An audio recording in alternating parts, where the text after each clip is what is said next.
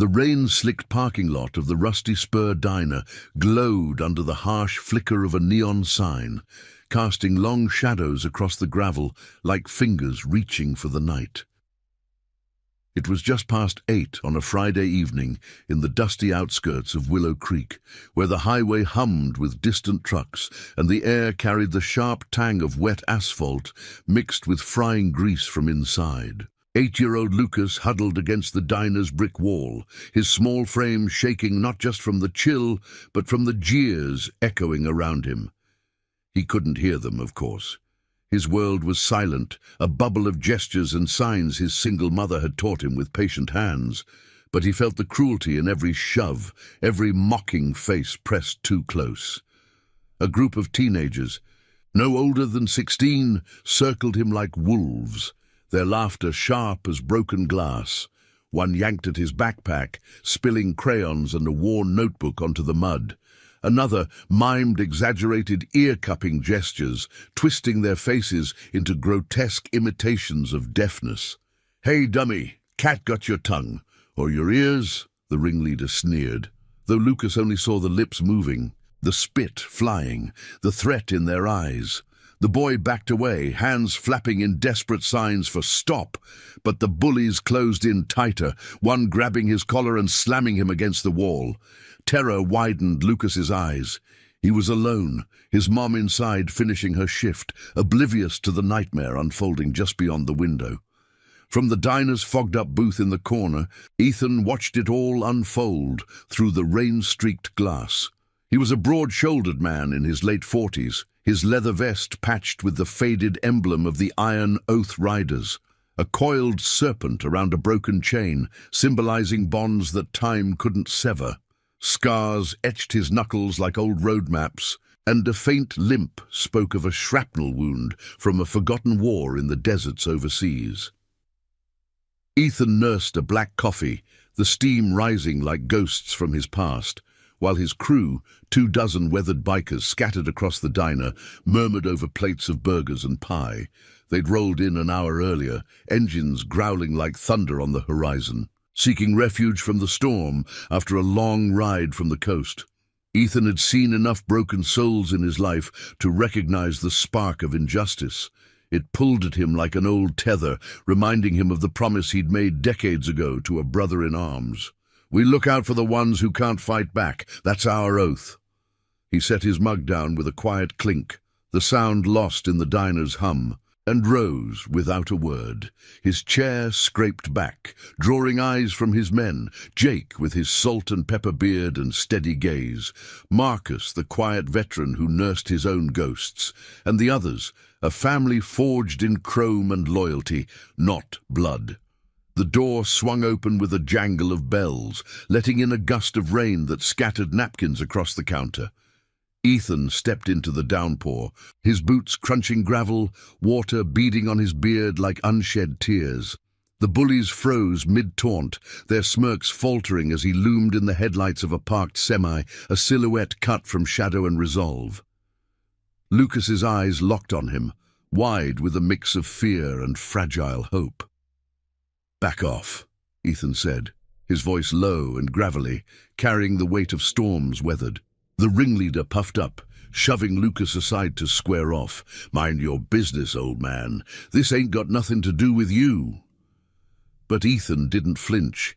He simply extended a hand toward the boy, palm up in a universal gesture of safety.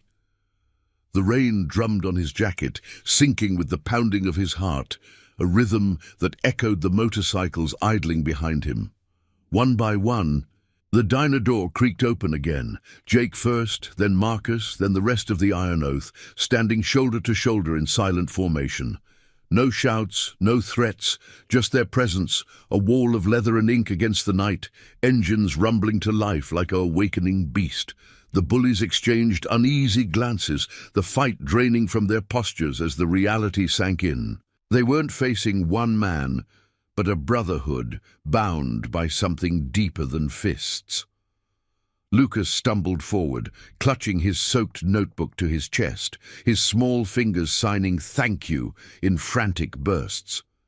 Ethan knelt to his level, ignoring the mud soaking his jeans, and nodded once, a silent vow exchanged in the language of the overlooked. "You're safe now, kid," he murmured, though he knew the boy couldn't hear. Inside, the diner's warmth beckoned, but Ethan lingered, watching as his crew formed a loose perimeter, their eyes scanning the lot like guardians of an ancient rite. The ringleader muttered a curse and backed away, his friends scattering into the rain like leaves in the wind. But this wasn't just about one night. Ethan's mind drifted to the call he'd ignored for years, the letter from his late commander's widow tucked in his saddlebag. "Fulfill the oath," it had read. "Protect the innocent, no matter the cost." Tonight, in the face of these boys' casual cruelty, that promise stirred like embers in the wind, hinting at a ride that would test them all. As the storm eased to a drizzle, Ethan guided Lucas back toward the diner door, the boy's hand tentative in his calloused grip. The crew parted like a respectful honor guard, their silence louder than any roar. Inside, the waitress, Lucas's mum, her name tag reading Clara, rushed forward, her face paling at the sight of her son's disheveled state. "What happened?" she gasped, pulling him into a hug. Ethan met her eyes, his expression steady. "Nothing that won't heal. But these boys—" He glanced at the crew, who had resumed their seats, but kept a watchful eye. "They made a mistake messing with him. We're making sure it don't happen again." Clara's gaze softened, tracing the patches on their vests, seeing not outlaws, but unlikely saviors. She signed to Lucas, her hands flying with relief, and the boy beamed up at Ethan, pointing to his ear and shaking his head in exaggerated thanks. Word spread fast in Willow Creek, a ripple in the pond of small-town whispers. By morning, the sheriff's cruiser would pull up, drawn by complaints from the Bullies' parents, but Ethan knew the law here was tangled in favors and blind eyes. His crew had faced worse: corrupt badges in border towns, systems that chewed up the vulnerable and spat out excuses. As they finished their meal, engines purring outside like patient hounds, Ethan felt the pull of destiny tightening. This deaf kid with his innocent signs and unbroken spirit had awakened something dormant, a call to ride not for glory but for the quiet justice that bound them. The rain had stopped, leaving the air crisp and alive with possibility, the first hints of dawn gilding the horizon in gold. Whatever shadows loomed next, retaliation from the teens' influential kin, or deeper secrets in the town's underbelly, the Iron Oath was ready. One boy's tears had united them, forging a path toward redemption that would echo long after the engines faded. The first light of dawn crept over the Willow Creek horizon like a hesitant promise, painting the diner's parking lot in hues of amber and rose. The rain had washed away the night's grime, leaving puddles that mirrored the sky's tentative glow, but the air still hummed with the low growl of idling Harleys lined up like sentinels outside the rusty spur. Ethan leaned against the diner's counter, his coffee now cold and forgotten, as Clara fussed over Lucas in a corner booth. The boy sat with his notebook open, sketching quick lines that captured the bikers' faces, rough edges softened by quiet heroism. Clara's hands moved in fluid signs, weaving words of comfort and questions about the night, her eyes flicking gratefully toward Ethan every few seconds. She was in her early 30s. Lines of exhaustion etched around her mouth from double shifts and single-parent worries, but there was a fire in her gaze now, kindled by this unexpected alliance. Jake slid into the seat across from Ethan, his salt and pepper beard flecked with droplets from the easing mist.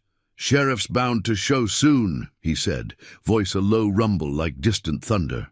"Heard the parents of those punks own half the feed store and the mayor's golf buddy. Won't be a fair shake." Ethan nodded, his fingers tracing the serpent patch on his vest, the leather worn smooth from years of rides that tested oaths older than the scars on his soul. He'd come to Willow Creek chasing ghosts, not trouble, a detour from the coastal runs that kept the Iron Oath solvent through odd jobs and unbreakable bonds. But Lucas's wide-eyed vulnerability had cracked open a door he'd bolted shut since the war, when he'd sworn to his fallen commander, Tom, under a blood-red desert sky, "We ride for the forgotten, no one stands alone." Tom's letter, yellowed and folded in his saddlebag, burned in his mind like an unquenched ember. "The world's full of noise," it read. "Be the silence that protects." Inside the diner, the crew settled into a watchful rhythm. Marcus, the quiet one with eyes that saw too much from his days dodging IEDs, passed plates of eggs and toast to the younger riders, guys like Tyler, fresh-faced but forged in the club's trials, and Ryan, whose laugh hid a limp from a bar brawl gone wrong.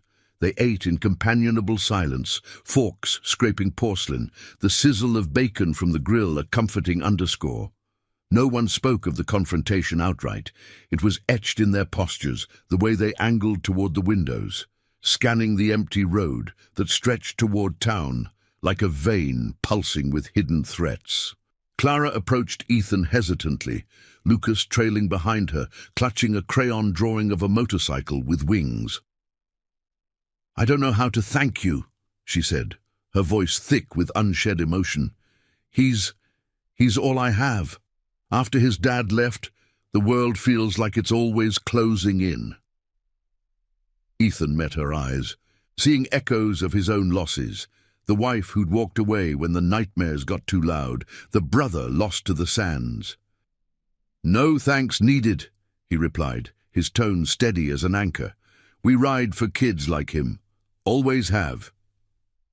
The bell above the door tinkled sharply, shattering the fragile peace. A man in a crisp khaki uniform stepped in, badge glinting under the fluorescent lights.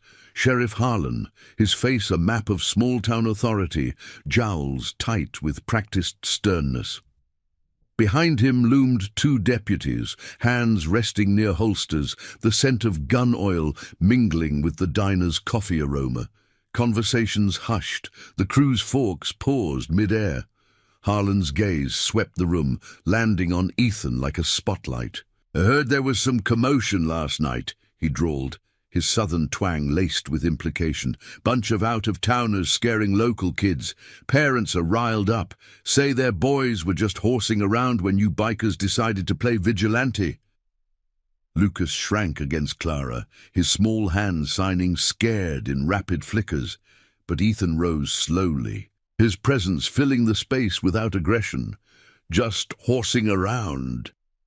Ethan's voice was calm, but it carried the weight of gravel under tires. "Shoving a deaf kid into the mud, mocking him till he trembled. That's your idea of fun in Willow Creek?" Harlan's eyes narrowed, flicking to the boy's pale face, then back. "Allegations, mister. No proof. And you lot? Iron Oath Riders. Got a rep for stirring pots from here to the border. Best if you finish your breakfast and hit the road." Jake stood then, flanked by Marcus and the others, their chairs scraping in unison. A silent chorus of solidarity. The deputies shifted, fingers twitching, but the bikers held their ground. No fists raised, just an unyielding wall of leather and resolve. Clara stepped forward, her voice gaining strength. "I saw it all from the window. Those teens were hurting my son.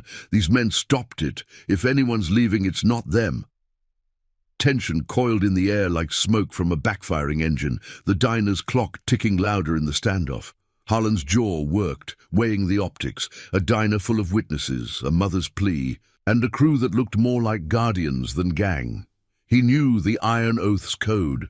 Whispers from other towns spoke of their quiet interventions, pulling families from the brink without a trace of chaos. But local power played by different rules, greased by donations and old boys' clubs. "This ain't over," he muttered, turning on his heel. "I'll be watching." The door slammed behind him, the bells jangle fading into the morning hum. Ethan exhaled, the knot in his chest easing slightly, but he knew this was just the opening salvo.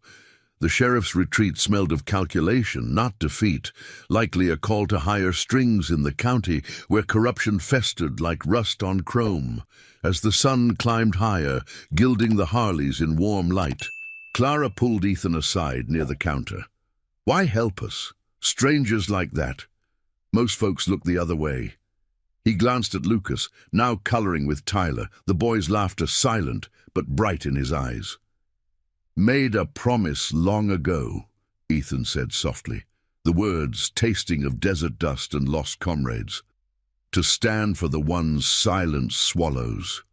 Your boy's got a light, won't let it dim.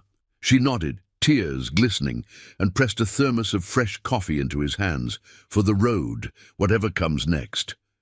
Outside, engines revved to life, a symphony of loyalty that drowned the town's murmurs.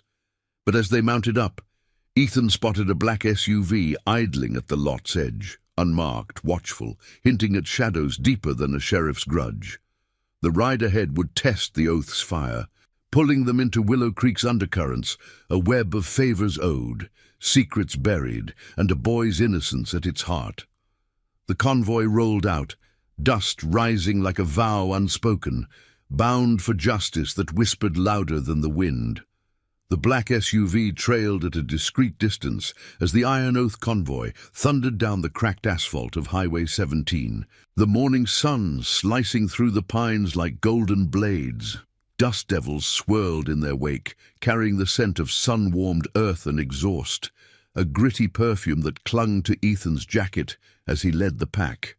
His Harley vibrated beneath him, a steady pulse sinking with the unresolved tension knotting his gut. Willow Creek shrank in the rearview mirror, but its shadows stretched long. Harlan's parting glare, the SUV's tinted windows, the unspoken threats woven into the town's fabric. Lucas's drawing, tucked into his vest pocket, felt like a talisman. A simple sketch of wings on chrome, a child's faith in flight from fear.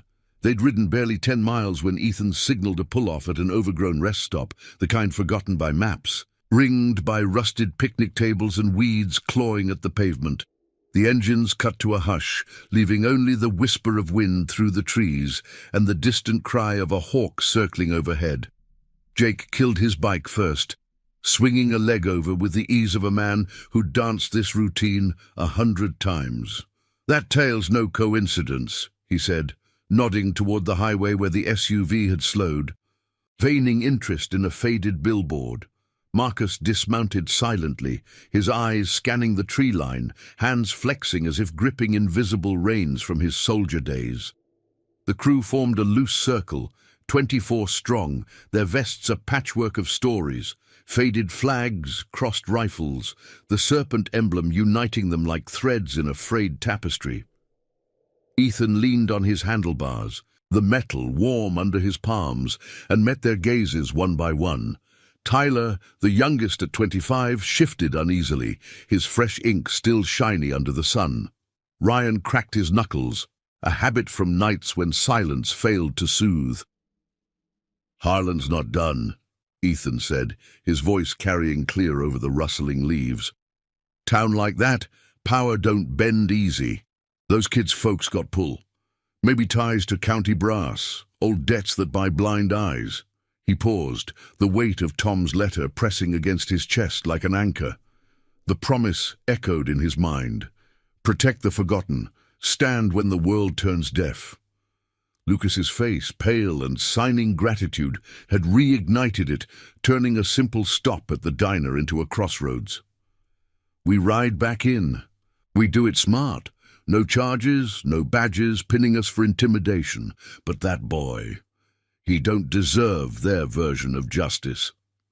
Clara's call had come through Jake's burner phone just as they geared up, her voice tight with worry over the crackle of the line. "They're saying my son started it, provoked them somehow. Harlan's twisting it, and now social services is sniffing around, talking about unfit environments."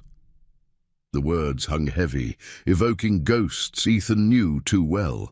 Systems that labeled vulnerability as fault, chewing through single moms like Clara until nothing remained but echoes. She'd begged them to stay close, her hands signing help even through the phone's barrier, Lucas's soft breaths audible in the background. The crew had nodded as one, engines roaring assent before they even spoke. This wasn't vengeance. It was the oath in motion, a quiet defiance against corruption's slow grind. As the sun climbed, baking the air with the tang of pine sap and hot rubber, a low rumble announced the SUV's approach. It pulled into the rest stop with deliberate slowness, tires crunching gravel like teeth on bone. Two men emerged, neither in uniform, but their suits screamed authority. Crisp collars, mirrored shades, the faint bulge of holsters beneath jackets. The driver, a wiry type with a mustache like a broom bristle, scanned the bikers with the boredom of a man used to compliance. His partner, broader and scarred across the jaw, carried a clipboard, the kind that documented lives into oblivion. "Morning, folks," Mustache said, his tone oily as spilled fuel. "County investigators. Word is you interfered in local matters last night. Care to explain before we escalate?" Ethan straightened, his limp barely noticeable on the firm ground, and stepped forward alone, a lone oak against the wind. The crew held position, a silent phalanx, their presence a shield without a word. "Interfered," Ethan echoed, his gravelly timbre steady. "Stopped a handful of teens from roughing up a kid who can't even hear their trash talk. That's the story." Scarjaw flipped open the clipboard, pen poised. "Witnesses say otherwise. Boy's got behavioral issues, they claim. Aggressive signs, wandering off. Parents want assurances you won't harass their kids further." The lie landed like a slap, twisting Lucas's innocence into threat, but Ethan saw the play. Divide, discredit, drive the outsiders away. Jake's boot scraped the dirt, a subtle signal, but Ethan raised a hand. No escalation here. The oath demanded wisdom, not wrath. "Call the mom, Clara. She saw it all." Mustache smirked, exchanging a glance with his partner. "Lady's unreliable, works nights, raises the kid solo. Your court's seen her type before." The words dripped with judgment, painting Clara as the villain in her own life, her struggles a footnote to power's narrative. Ethan's jaw tightened, memories flooding. His own commander's widow, dismissed by bureaucrats after the war, her pleas for aid lost in red tape until the iron oath stepped in unasked. "Unreliable," he repeated, voice low but edged like a blade drawn slow.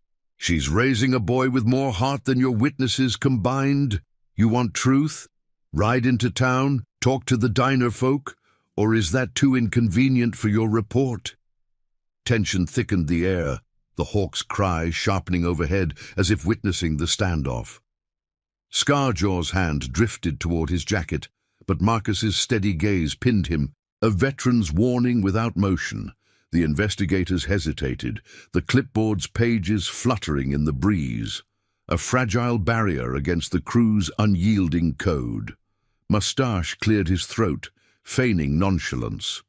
"We'll verify, but stay out of it, or we'll have warrants by noon." They retreated to the SUV, engines coughing to life, leaving a swirl of dust that settled like unspoken challenges. As the convoy reformed, Ethan mounted his bike, the leather seat creaking under him like an old friend's sigh. The ride back to Willow Creek loomed, engines harmonizing into a growl that drowned doubt.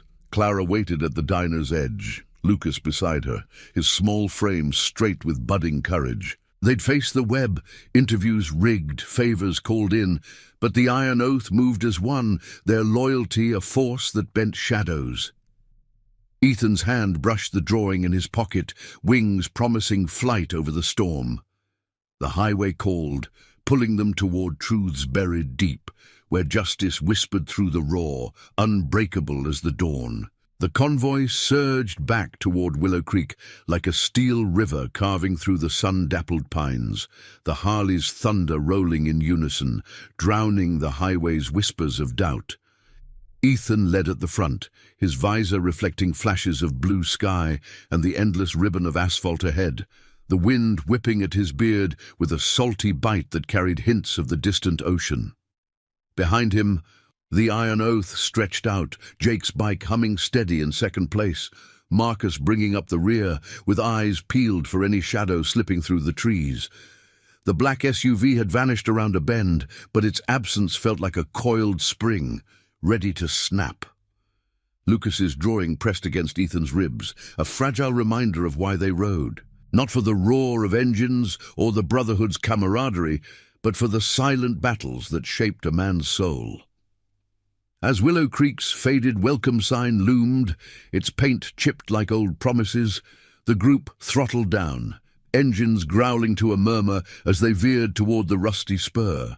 Dust from the gravel lot settled in lazy clouds, the diner's neon sign now a beacon under the midday glare, its open flicker casting erratic shadows on the brick facade. Clara stood outside, arms wrapped around Lucas, her face a mask of weary resolve etched by the morning's toll. The boy spotted the bikes first, his eyes lighting up as he tugged at her sleeve, hands dancing in excited signs. They came back.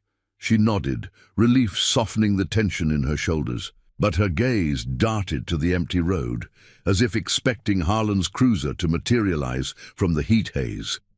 Ethan killed his engine first, the sudden quiet amplifying the crunch of boots on gravel as the crew dismounted. Tyler and Ryan hung back by the bikes, wiping sweat from their brows with tattooed forearms, while Jake approached Clara with a nod that spoke volumes, no words needed in this family of chosen kin. "Any trouble while we were out?" Ethan asked, his voice low, gravelly from the wind's assault. Clara shook her head, but her fingers twisted the hem of her apron. "Just calls. Social worker named Ellis. Says she's coming by afternoon to assess the home. Harlan's doing, no doubt. Twisting my shifts into neglect, like I'm the one who needs fixing." Lucas clung to her leg, his small face upturned, signing scared with trembling hands. Ethan's chest tightened. He saw Tom's widow in her eyes, the same quiet desperation that had driven him to honor a battlefield vow years ago, when sand and shrapnel had stolen his commander, but not his word. Inside the diner, the air hung heavy with the scent of cooling coffee and lingering bacon grease, the lunch rush sparse under the weight of town gossip. The crew claimed their corner booth again, plates of sandwiches passed around like communions, but eyes stayed sharp on the windows. Marcus sketched idly on a napkin rough outlines of the SUV's profile, while Tyler regaled Lucas with exaggerated bike stories, mimicking engine roars with pursed lips to bridge the silence. The boy giggled, a soundless joy that cut through the tension like sunlight piercing clouds. Ethan sat with Clara at the counter, the worn stool creaking under his weight. "Tell me about Ellis," he said, stirring sugar into a fresh mug she poured without asking. Her hands paused mid-pour, steam curling like secrets between them. "She's new to the county, but whispers say she's tight with the mayor's crowd. Last year, she pulled a kid from a good home over concerns. Family had crossed the feed store owners. Coincidence, right?" The bell jingled mid-sentence, and in walked Ellis herself, a woman in her 40s, clipboard clutched like a shield, her sensible skirt and blouse screaming institutional grey. Her heels clicked sharply on the linoleum, echoing like judgments unspoken, and she zeroed in on Clara with a smile that didn't reach her eyes. "Mrs. Harlan? No, wait, you're Clara Reed. I'm here for a routine visit regarding Lucas." The sheriff's name slipped out like a Freudian echo, and Ethan's gaze sharpened, coincidence or threads pulling tighter. Clara straightened, signing to Lucas to stay with Tyler, her voice steady despite the tremor in her fingers. "Routine? After one night? My boy's fine, better than fine thanks to these folks." Ellis's eyes flicked over the bikers, lips pursing at the serpent patches, the ink peeking from collars. "Associates can complicate things. We're concerned about influences, stability for a child with special needs." Ethan rose slowly, his shadow falling across the counter like a protective veil, but he kept his tone even, laced with the quiet authority of a man who'd stared down worse than bureaucracy. "Special needs? Like teaching him he's not alone when the world's shouting him down?" Ellis adjusted her glasses, pen tapping the clipboard, a rhythmic tick betraying her unease. "This isn't about you, sir. Iron oath, isn't it? Records show your groups. History with authorities. Best if you let us handle family matters." Jake leaned in from the booth, his voice a rumble. "Family matters? Like letting bullies run free 'cause their daddies own the town?" The diner fell hushed, forks pausing, the sizzle of the grill the only underscore. Lucas watched from afar, his hands frozen mid-sketch, sensing the storm in the air without hearing its growl. Ellis faltered, her facade cracking under the weight of unblinking stares, the crew a silent jury, their loyalty etched in every steady breath. "I'll need to speak with Lucas alone," she pressed. But Clara stepped forward, fire in her eyes. "Not without me, and not today. You want stability? Look at who stood up when no one else did." The words hung, a moral gauntlet thrown, and Ellis hesitated, glancing at her watch as if time itself conspired against her. Outside, the black SUV crept into view again, parking across the street with engines idling, a watchful predator in the afternoon heat. Ethan's hand brushed his vest pocket, Tom's letter a phantom weight, urging him onward. Protect the forgotten, no matter the cost. This web of favors and lies was unraveling, but it would fight back. Deeper pockets, darker secrets lurking in Willow Creek's underbelly, where justice bent like reeds in the wind. As Ellis retreated with a curt, "I'll reschedule," promising reports and reviews, the crew exhaled collectively, the diner's hum resuming like a held breath released. But Ethan knew the real ride was just beginning, shadows lengthening as the sun dipped, pulling them toward confrontations that would test oaths forged in fire. Clara squeezed his arm, a silent thanks, while Lucas beamed a thumbs up, his spirit unbroken. The engines would roar again soon, carrying them into the heart of corruption, where redemption waited not in victory, but in the unyielding stand for one boy's light. If this chapter's stirring something in you, the quiet power of standing up, hit that like button below. It helps these stories reach more ears in need of hope. The afternoon sun hung low over Willow Creek, like a watchful eye, casting elongated shadows across the Rusty Spur's parking lot that danced with the flicker of heat waves rising from the asphalt. The air thickened with the scent of cooling tar and wild honeysuckle from the roadside ditch. A deceptive calm after Ellis's clipped departure. Ethan stood by the diner's window, his broad frame silhouetted against the glass, fingers drumming a slow rhythm on the sill as he watched the black SUV peel away toward the town's heart. Its taillights blurred into the haze, but the knot in his stomach twisted tighter, harbingers of deeper entanglements, where small-town favors coiled like the serpent on his vest. Inside, the crew had scattered to quiet tasks.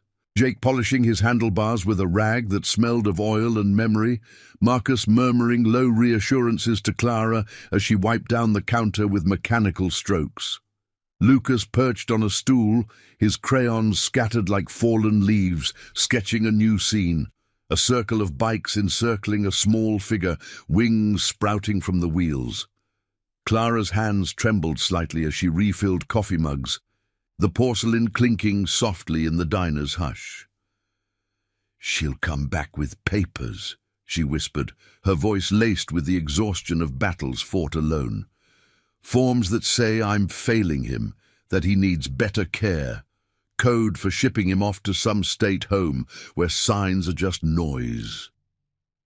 Ethan's gaze softened, tracing the lines of worry etched into her face. Mirrors of his own ghosts, from nights when war's echoes had hollowed him out. He'd buried that pain under miles of highway, but Lucas's unyielding spark, signing friends with broad, joyful sweeps, had unearthed it, demanding he honor the vow to Tom. Stand for the silenced, weave silence into shields. "Not on our watch," he replied, his gravelly tone steady as bedrock. "We've tangled with types like Ellis before, puppets on strings pulled by folks who own the rules. We'll cut those strings." As the clock ticked toward 4, The diner's bell jangled with uninvited urgency. In strode Harlan himself, flanked by Ellis and a third figure, a slick-haired man in a tailored suit, his tie loosened like a noose half-tied, carrying a leather briefcase that screamed boardroom leverage. The sheriff's khaki uniform strained at the seams, his badge catching the light like a false promise, while Ellis clutched her clipboard tighter, eyes darting to avoid the crew's unblinking stares. The suited man, Victor Lang, as he'd introduce himself with a practiced smile, scanned the room like a predator sizing up territory, his gaze lingering on the serpent patches with thinly veiled disdain. Conversation stuttered to a halt. Tyler paused mid-bite of his sandwich, Ryan's fork hovering, the sizzle of the grill fading into tense silence. Lucas froze, crayon mid-stroke, his small body tensing as if sensing the shift in the air's current. "Read," Harlan barked, ignoring Clara's flinch as he planted himself at the counter. "This gentleman's from the County Oversight Board. Serious complaints here. Your boys drawing unwanted attention, stirring up outsiders." Victor stepped forward, briefcase snapping open with a click that echoed like a gavel. "Mrs. Reed, we're offering assistance, a temporary placement for Lucas at our Willow Creek Youth Center. Stable environment, professionals who understand, challenges." His words dripped with false concern, masking the undercurrent of coercion, the center a known funnel for kids funneled into foster systems greased by local donors, like the Bullies families. Clara's face paled, her hands flying to Lucas in protective signs. "Stay close." The boy clung to her, eyes wide. But Ethan saw the flicker of fear, a shadow over his light. Ethan moved then, his boots thudding softly on the linoleum as he positioned himself between them and the counter, a human barrier forged in desert trials. The crew rose as one, chairs scraping in unison, a symphony of quiet resolve that filled the space without a shout. Jake's hand rested on the booth's edge. Marcus's eyes locked on Harlan's holster, their presence a wall of leather and loyalty, unyielding yet restrained. "Assistance?" Ethan echoed, his voice low, carrying the rumble of engines idling in wait. "Or punishment for a mom holding down 2 jobs while your stable town lets kids get jumped in parking lots?" Victor's smile faltered. Briefcase papers rustling as he pulled out a document. Fictional citations of disruptive behavior. Twisted reports from the Bullies' parents painting Lucas as the instigator. "This is procedure, sir. Iron oath or not, you can't intimidate officials."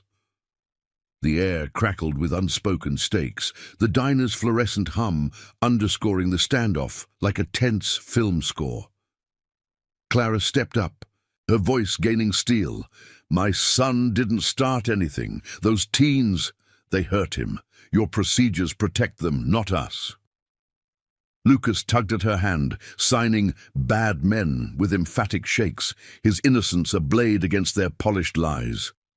Harlan shifted, sweat beading on his brow despite the AC's chill, knowing the optics. A diner full of witnesses, a crew that embodied the oath he'd once sworn but long forgotten. Victor cleared his throat, glancing at Ellis for backup. "Sign here, Mrs. Reed, and we avoid court. It's for the best." But Ethan's mind raced to Tom's letter, its ink faded but words eternal. "Justice ain't loud. It's the stand when the noise wants to bury you." No fists flew. The iron oath's power lay in their stillness, a moral gravity that pulled at the intruder's resolve. Tyler slipped out the back, phone in hand, calling contacts from past rides, voices that could unearth Lang's ties to the feed store empire, favors traded for silence on labor violations and backroom deals. Ryan nodded subtly to Marcus, who memorized faces for the road ahead. Harlan's radio crackled then, a dispatcher's voice cutting through. "Sheriff, need you at the station. Urgent call from the mayor." Victor's eyes narrowed, sensing the tide turning, the web of influence fraying under scrutiny. "This isn't over," he muttered, snapping the briefcase shut. "We'll see you in court." They filed out, the bells jangle, mocking their retreat, leaving the diner bathed in golden light slanting through the windows. Clara sank onto a stool, pulling Lucas into her lap, her tears silent, but her signs to him fierce. "We're strong." Ethan knelt beside them, his scarred hand gentle on the boy's shoulder. "You both are. And you've got us now, family that rides through storms." The crew resumed seats, plates passed anew, but the air buzzed with purpose. Outside, engines purred to life as Jake tested his bike.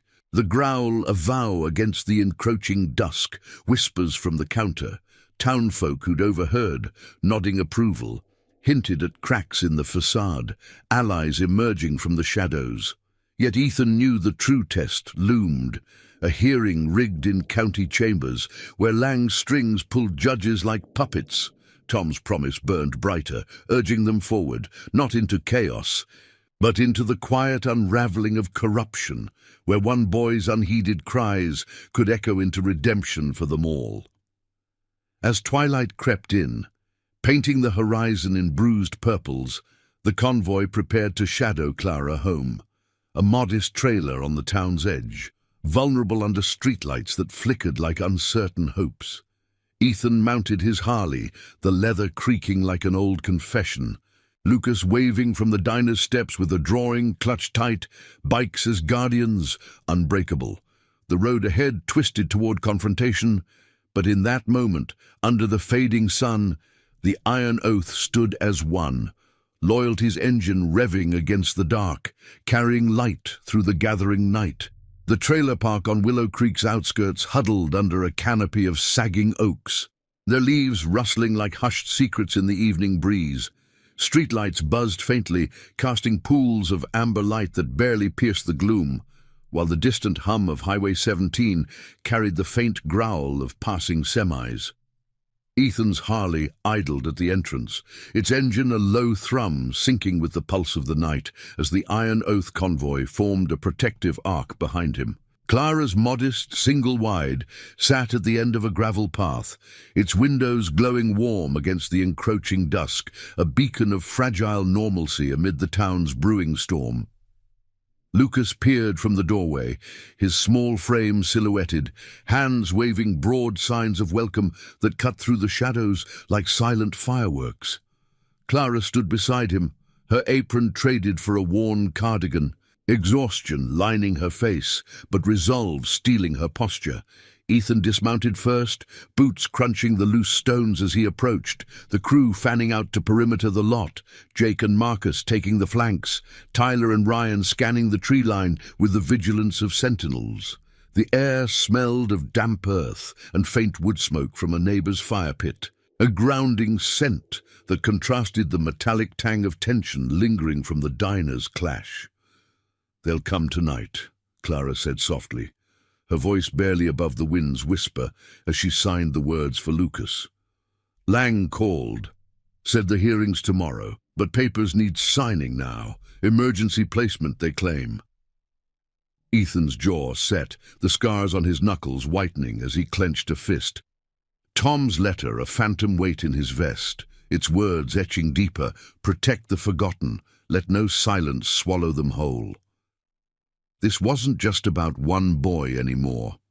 It was the oath incarnate, a stand against the corrosion eating at Willow Creek's core, favors traded like currency, innocence bartered for influence. Inside the trailer, the space was a testament to quiet endurance. Mismatched furniture patched with care, walls adorned with Lucas's drawings, vibrant bursts of color depicting bikes and boundless skies. The crew squeezed in, their leather creaking against the worn couch, filling the room with a presence that turned vulnerability into fortress. Jake pulled a thermos from his saddlebag, pouring steaming coffee that filled the air with bitter warmth, while Marcus knelt to Lucas's level, demonstrating a simple sign for safe with steady hands, the boy's eyes lighting up in mirrored understanding.